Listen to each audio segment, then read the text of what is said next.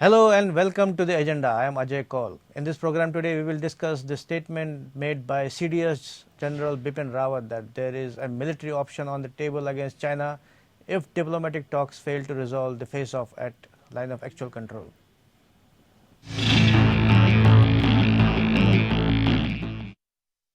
India wants to peacefully resolve the tense standoff created by China on the line of actual control in Ladakh, but at the same time, military action is not ruled out.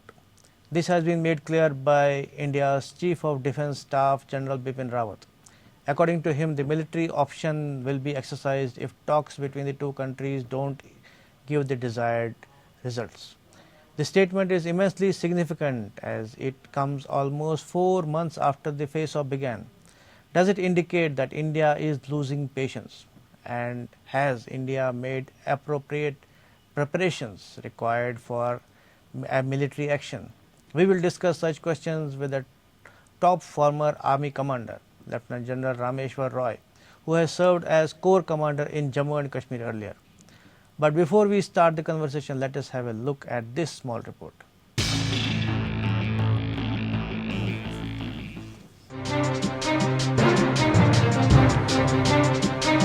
Chief of Defence Staff General Bipin Rawat has virtually put China on notice by saying that India could resort to military action in case of failure of efforts to end the face-off on the line of actual control through talks. General Rawat said the approach of the Indian government is to peacefully resolve the issue of Chinese transgression in Ladakh, but the defence services always remain prepared for military actions if all efforts to restore status quo ante along the LSE do not succeed.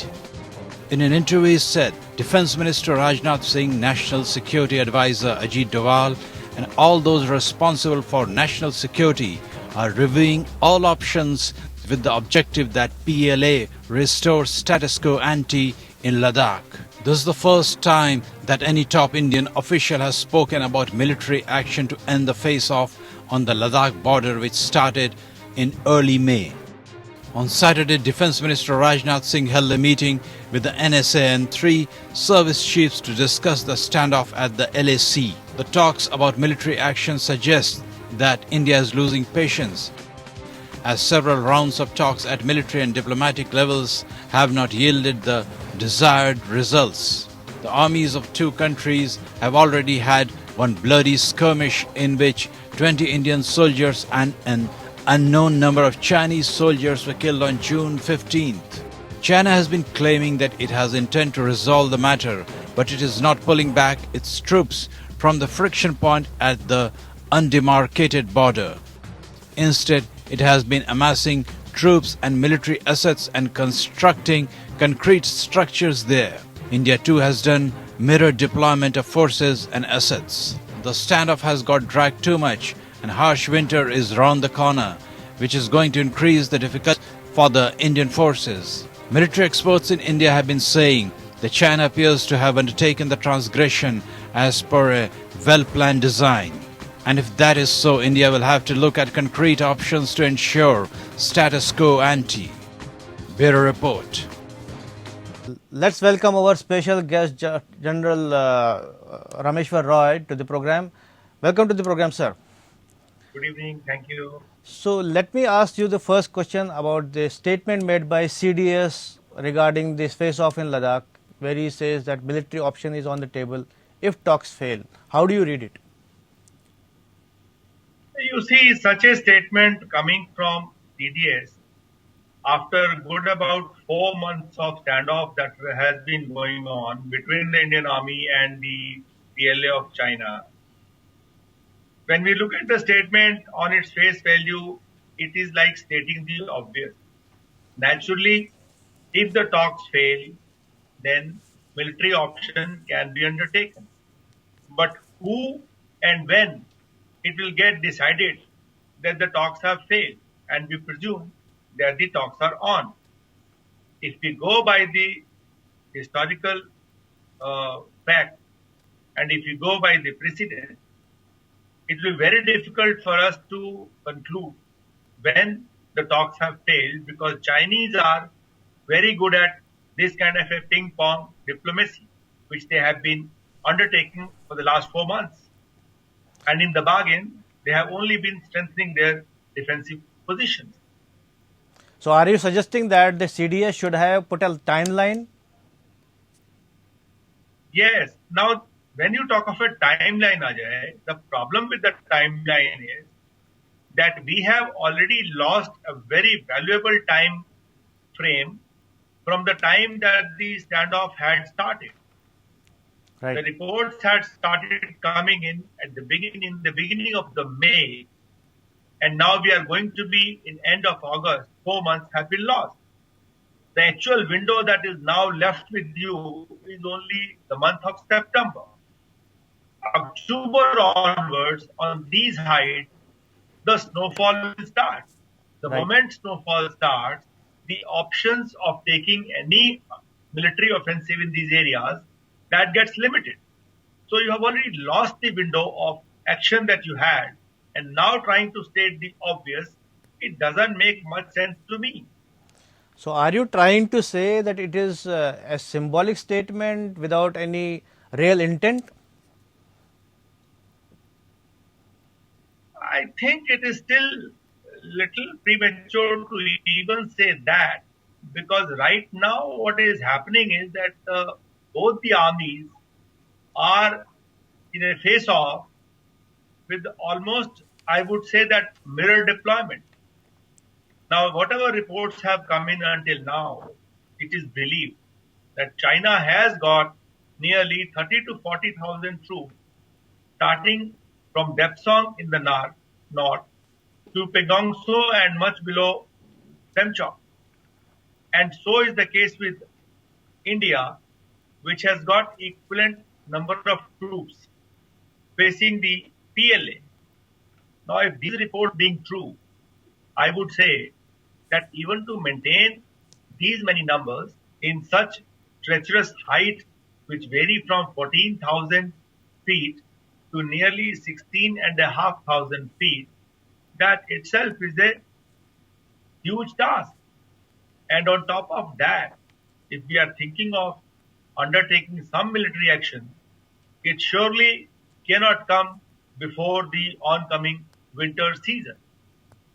And after the winter season, which will be good about 6 to 8 months long,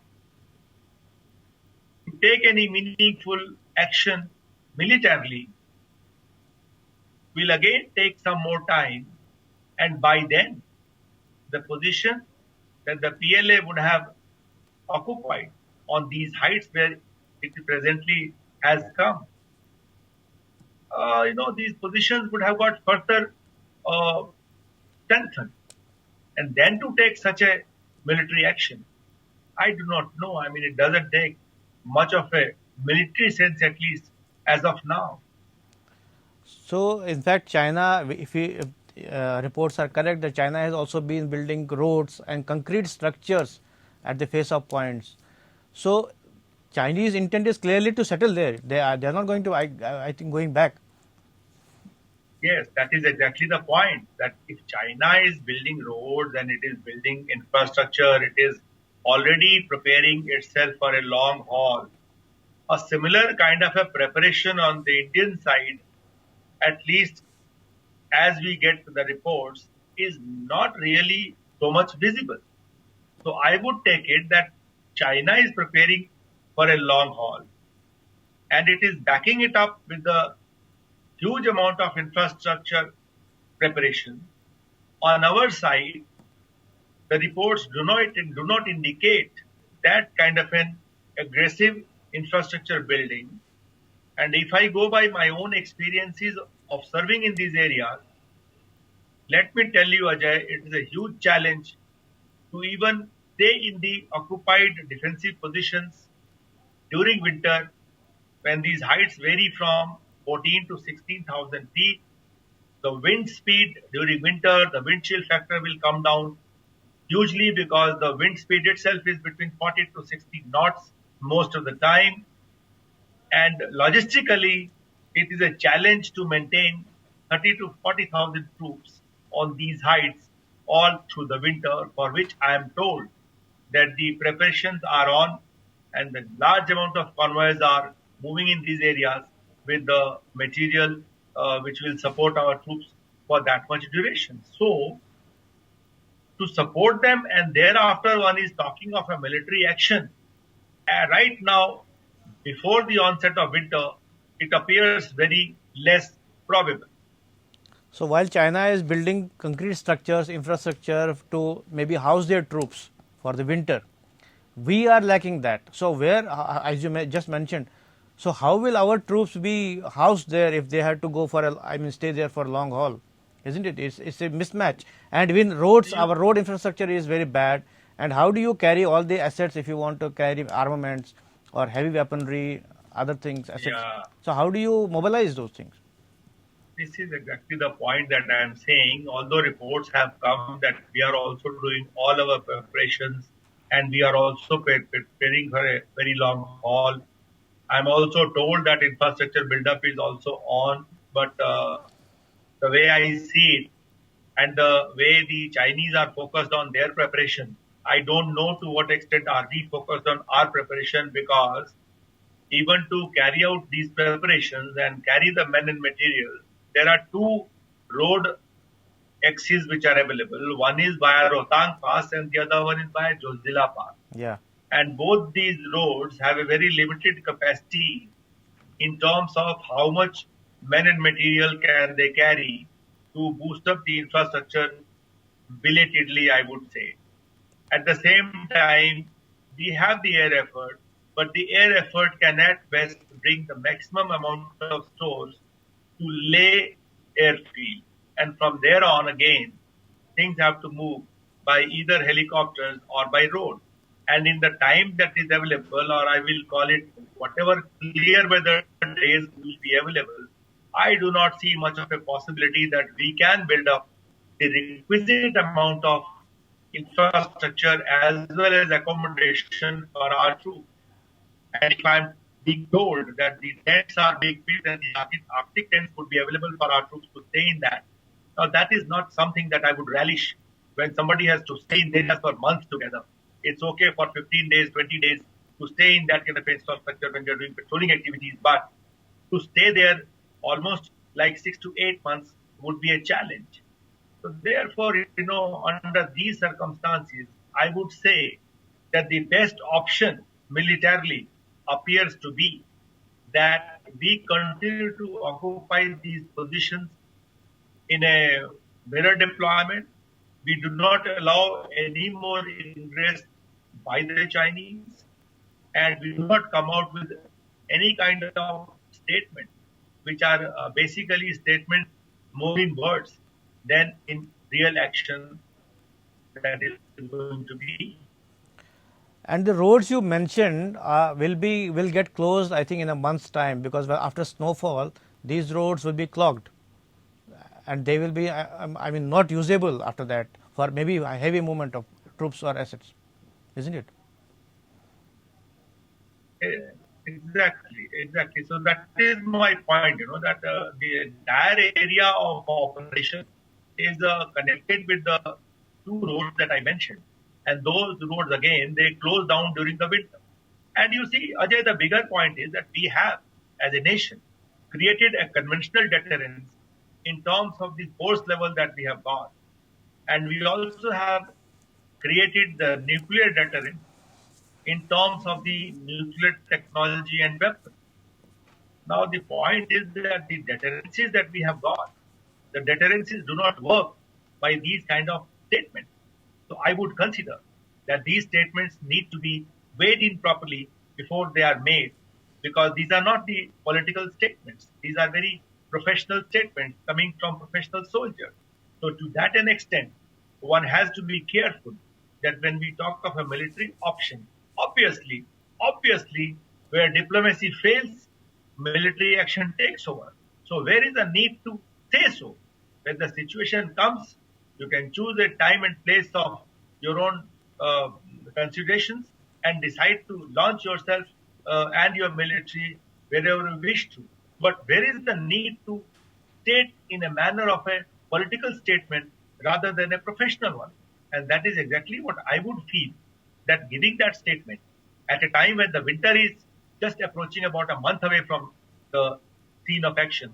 And we know that these are the heights, these are absolutely forbidding heights of 14,000 to 16,500 feet. So maybe he made this statement to maybe Yes, reassure Ajay. the country and maybe give an impression that India of 2020 is not of India of 1962. Will that assessment be correct? Right from the time that the standoff started. We have been saying it all along, and all the matter is that we have gone for what we are calling it a mirror deployment. It means whatever kind of war waging material that the PLA has deployed in these areas like Depsong, Galwan Valley, Hot Spring, Bogra, Pegong. So we also have got equivalent amount of all those ingredients of war waging material and potential that we have put on the ground. But that apart, when we talk of a military action, the military action would not amount to just sitting in our defensive positions in the form of a mirror deployment and doing nothing about it. The military action would mean that either we are thinking of evicting the Chinese PLA from some selected positions, or we are thinking of having a quid pro quo by occupying certain other features where they will have to take some action to throw us out from there. Now, I do not have that detailed knowledge of either these areas or the areas further to the east where the Indian Army could do a quid pro quo. I'm sure that the commanders on the ground may have that in mind. But even to take such an action right now, I would not give a very high probability of taking such action, mainly because of the approaching winter and mainly because of the survival of troops in those places that we wish to occupy as a quid pro quo. So, from that point of view, also, I do not see much practicality of the statement which has been issued beyond the fact that it is just signaling to the Chinese that look, if the talks fail, and that too, we are talking of diplomatic level talk. Now, beyond the diplomatic level talks are the political level talk. We do not yet hear anything about that. So, unless all these channels have failed, I do not see any possibility of either of the nations undertaking any military action. So if there is any military action, as you mentioned, that to maybe to evict the Chinese or maybe to make an action, quid pro quo action, maybe capture some other places. But how, I mean, it will lead to escalation anyway, because we understand Chinese will not sit quiet. So how prepared are the Indian armed forces if it leads to that escalation?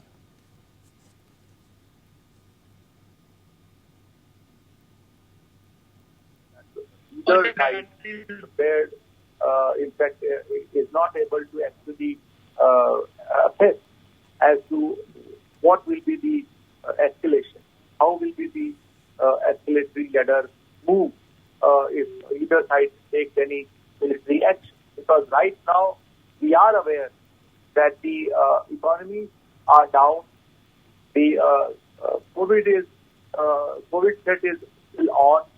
The international situation also is not very conducive. We know that if we are looking at a very strong kind of American support, I don't think that will come through before a new government in US is formed. There are elections in the United States on 3rd of November, and assuming that it is held on schedule, and going by the reports, we are not yet certain whether whether the Republicans would be back in power or the Democrats would take over. And when new governments get formed, they take time to settle down before they make out their foreign policy on such major issues as to support this kind of a conflict or not to support or to stay neutral. So, so timings that China has chosen for moving into Eastern Ladakh, I think they have very finely calculated this time also, because they know for sure that the American support for which India has been talking about it quite strongly may not be forthcoming in a manner that it should, mainly because of the American election around the corner.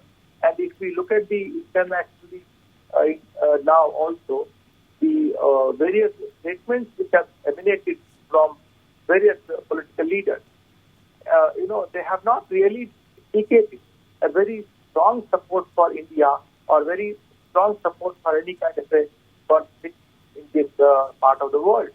And going by these kind of assertions and the statements which have emanated, I do not see any possibility that this statement which has been made for military action carries out any kind of a deterrence value or any strong message to the other side to sort of any good effect.